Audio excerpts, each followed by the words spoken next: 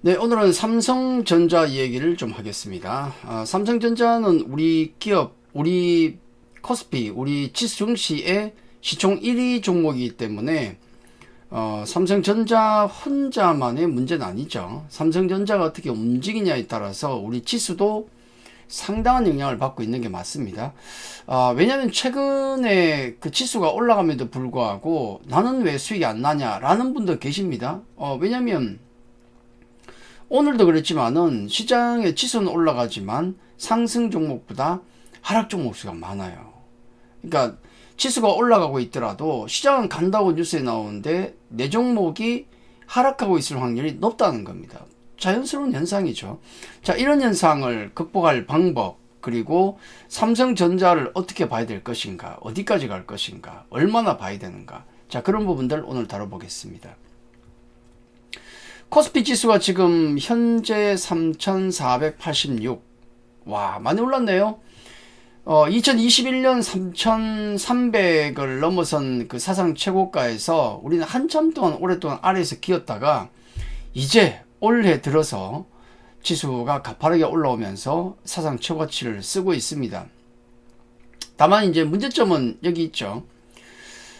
지수가 올라갈 때 항상 우리가 즐겁기 위해서는 ADR 지표, 상승 종목 수가 많아야 돼요. ADR 지표가 100 이상이어야 되는데 지금 또 이렇게 하강을 좀 하고 있습니다. 이런 구간은 굉장히 괴로운 거죠. 100 아래 구간, 100 아래 구간.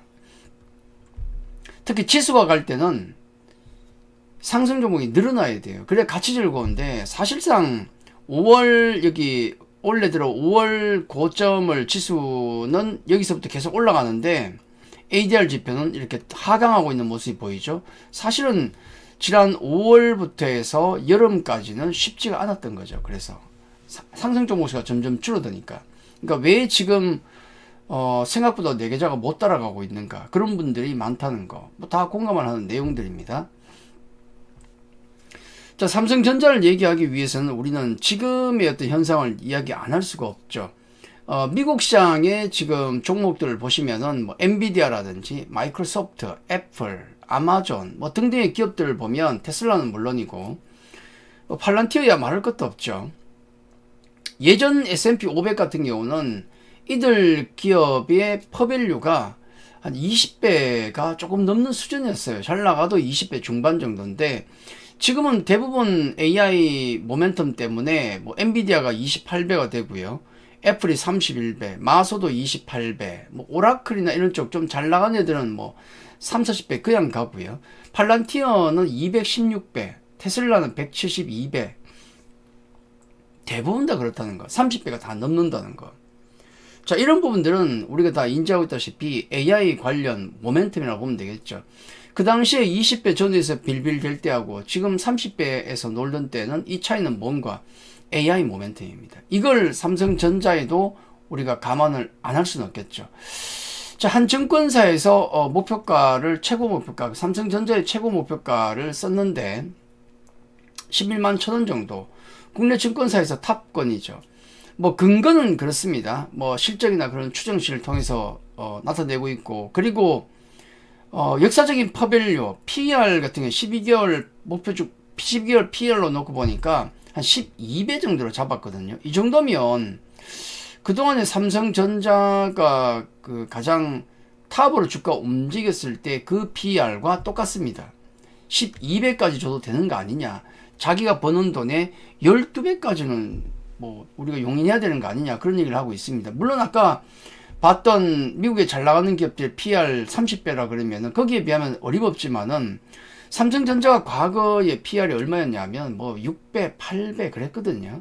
그러다가 2021년 급등 나올 때 그 당시에 아마 12배 정도를 갔던 겁니다. 이때죠. 그 당시와 같은 밸류를 준다. 그러면 실적이 늘어나고 있기 때문에 한 12배를 주더라도 목표가가 11만 원 이상이 나오지 않겠느냐. 뭐 그렇게 보는 겁니다. 뭐 합리적인 추정이라 볼 수가 있겠죠. 그렇죠? 그리고 그러면은 지금 주가에서 앞으로 삼성전자가 올라갈 수 있는 여력은 29% 정도? 뭐 적진 않네요. 문제는 뭡니까? 주가 올라가면 목표가는 계속 올립니다. 그게 속성이에요. 뭐 어쩔 수 없습니다.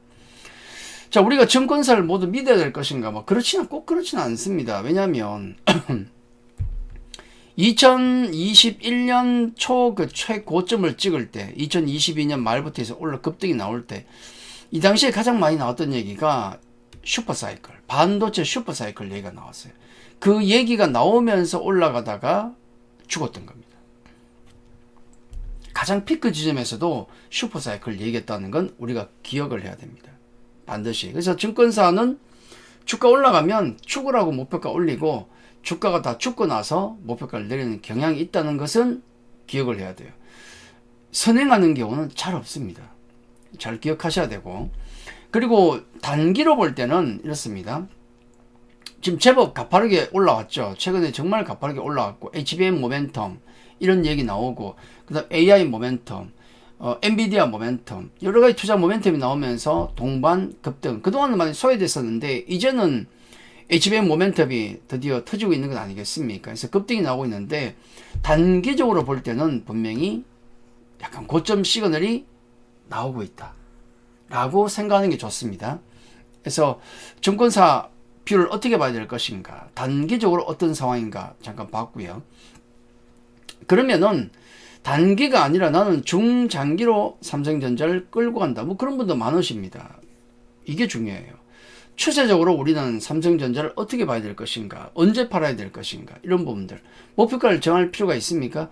제가 제일 싫어하는 게 목표가 정하는 것. 의미가 없어요, 그건. 그러면 어디를 봐야 되는 거 아니면, 첫 번째는 추세선. 이거는 뭐 업황을 신경 쓰실 필요도 없고, 뭐 외국인 수급 눈치 볼 것도 없고, 그냥 자연스럽게 그 차트만 보고 판단하는 건데, 낭패를 안 당할 확률이 굉장히 높아요. 여기 오시면 첫 번째 추세선, 녹색 추세선 보이죠? 이렇게 올라가다가 꺾여 돌아 나옵니다. 이때는 무조건 팔아야 돼요.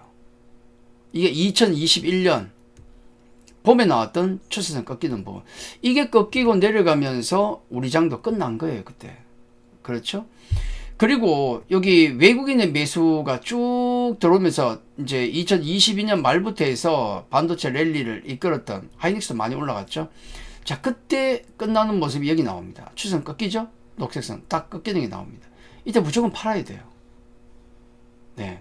추세선이 꺾이면 반드시 판다. 그리고 지금 삼성전자를 이끌고 있는 주인이 누군가를 보셔야 돼요. 자, 2021년 같은 경우는 수급을 파악하기가 정말 어려웠습니다. 왜냐하면 이 당시는 개인 투자자가 이끌었던 장이었고, 고객예탁금이 꺾인 것은 한 7월 정도니까 뭐 그때쯤은 나오는 게 맞겠죠. 이 당시는 고객예탁금이 이끌었던 장입니다. 그러면 피크를 맞이한 게 한 5월 정도인가, 그해 5월 정도인가에 고객예탁금이 78조 정도를 찍으면서 피크를 맞이했어요. 그 다음부터 꺾였죠. 그럼 팔아야 되는 겁니다. 주인이 팔면 팔아야죠. 자, 그러면 2024년은 누가 주도했던가? 이 랠리는 누가 주도했던가? 이건 외국인입니다. 위쪽에 보이죠? 쫙 올라옵니다. 빨간색. 그러다가 7월에 정확하게 꺾입니다. 외국인이 팔기 시작해요. 그때부터 주가는 급락을 했죠. 외국인. 그러면 지금은 누굴까요? 이 랠리를 이끌고 있는 주체는 누굴까? 외국인으로 보는 게 맞아요. 외국인입니다. 외국인이 매수를 시작하면서부터 다시 올라갔던 겁니다. 그럼 지금 주인은 외국인. 그러면 외국인이 팔면 답 없다. 그렇죠? 그리고 기관 수급은 우리 잠깐 생각해야 될 게 이런 게 있습니다. 기관 수급은 오버슈팅 요인이 될 수 있는데 뭔 얘기냐면, 삼성전자가 주가가 이렇게 올라가면서, 주가가 올라가면 그동안 기관들을 많이 비워놨거든요. 많이 비워놨는데 삼성전자가 올라가면 지수가 올라갑니다. 지수가 올라가면 내가 삼성전자가 없으면 그 지수를 못 따라갈 가능성이 높아요. 그렇죠? 그러면 지수를 따라가기 위해서 펀드 매니저들은 제일 목표가 뭡니까? 지수를 비트해야죠. 지수를 넘어야 될 거 아닙니까? 삼성전자가 없으면 지수를 못 따라가는 가능성이 굉장히 높기 때문에 지수 올라가면 삼성전자를 편입해야 돼요. 삼성전자 편입하고 매수를 하면 주가는 더 올라갑니다. 올라가니까 삼성전자 없는 애들이 또 사요. 그럼 주가가 또 올라갑니다. 이런 현상이 나올 수도 있다. 이건 약간 삼성전자의 오버슈팅 요인이 될 수가 있습니다. 자, 이런 부분들은 우리가 좀 경계를 해야 되고, 자, 이렇게 말씀을 드리면서 제가 몇 가지 이제 뭐 단기적인 부분, 롱텀하게 봤을 때 어떤 요인을 봐야 되냐를 말씀드렸는데, 삼성전자 투자 전략은 이렇습니다. 자, 우리 흔히 그런 얘기를 하죠. 야, 삼성전자만 가는 세상. 그리고 지수만 가는 세상. 내 건 안 가고. 이런 얘기 하시는 분들 간혹 계십니다. 그러면요, 해답은 그겁니다. 저는 그렇게 얘기해요. 그럼 삼성전자 사세요. 자, 삼성전자가 가는 거에 배가 아프다. 배가 아프다는 얘기는 내 계좌가 못 따라간다는 얘기예요. 그죠? 그런 분들은 매수해야 됩니다. 배가 아프면 매수해야 돼요. 근데 난 삼성전자가 없어도 지금 잘 먹고 잘 산다. 수익 잘 난다. 우리도 그렇고 상관없어요. 그런 분들은 매수를 안 해도 됩니다. 굳이 할 필요는 없어요. 근데 이제 배가 아플 확률은 높죠. 왜냐하면 삼성전자가 가면 SK하이닉스가 가면 치수가 올라가니까. 치수 올라가고 삼성전자 SK하이닉스 가는데 내 건 안 간다. 짜증나죠. 배 아프죠. 수익이 안 나죠. 그런 분들은 매수하시면 돼요. 고민할 것 없이. 단 매수 시에는 단기는 좀 경계하자. 지금 가파르게 올랐기 때문에 단기적으로 조금 경계를 하고, 뭐 조정시 매수하는 게 좋죠. 흔히 뭐 조정시 매수 그러면 조정 안 나오면 어떡합니까? 그럼 못 사는 거죠. 삼성전자만 있는 것도 아니고. 그리고 분할 매수.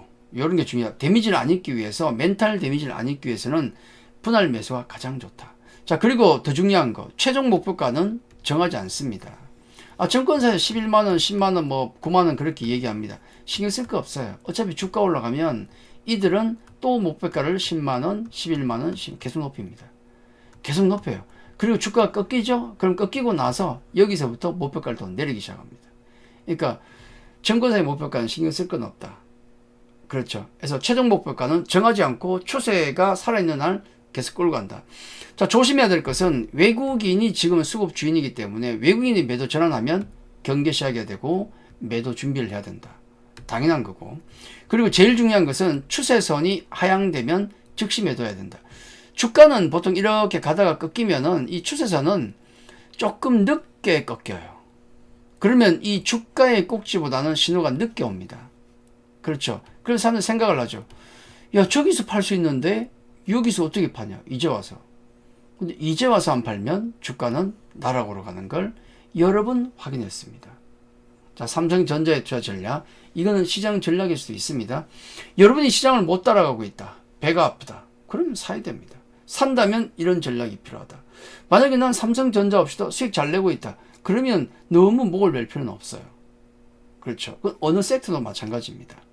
자, 오늘 삼성전자 투자 전략 그리고 시장 전략까지 함께 말씀드렸습니다. 좋은 시장이죠. 수익 잘 나고 있습니다. 여러분도 좋은 장, 좋은 수익 앞으로 계속 누리시길 바라겠습니다. 자, 오늘 여기까지입니다. 감사합니다.